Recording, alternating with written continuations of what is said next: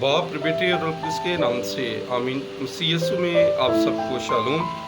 आज हम पाक माँ कैथोलिक कलीसिया के साथ मिलकर 23वें इतवार की इबादत को मना रहे हैं।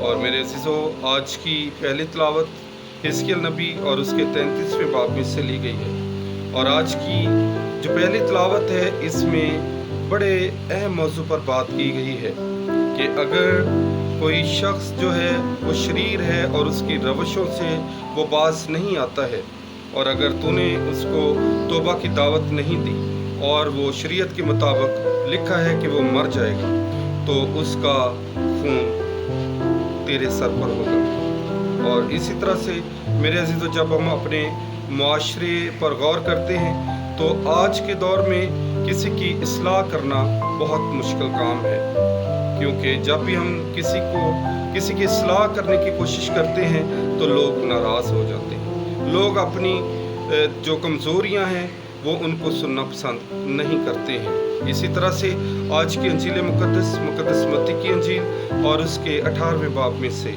ली गई है। और वहाँ पर लिखा है कि अगर तेरा भाई तेरा गुनाह करे तो पहले नंबर पर तू उसे समझा। और आज की अंजील मुक़द्दस में 3 तरीकों से अपने भाई से गुफ्तगू करने के बारे में कहा गया है।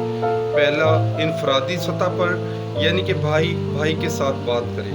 और दूसरा जो है वो समाजी सतह पर कि 2 या 3 अशखास के दरमियान। और तीसरी जो सतह है वो बरादरी की सतह है, यानी कलीसिया के दरमियान।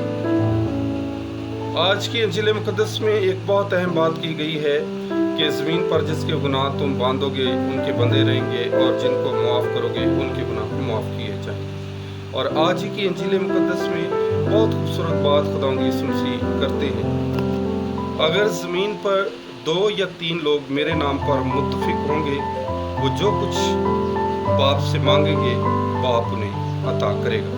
और इसी तरह से आज की तीसरी तिलावत जो मुक़द्दस रोमियों के ख़त में से ली गई है और उसके 13वें बाब में से, तो आज की दूसरी तिलावत उसमें पौलुस रसूल भी हमें तंबीह करते हुए नज़र आते हैं कि सिवाय मोहब्बत के किसी के कर्जदार ना रहो और अपने हमसाए को अपनी मानक प्यार करो।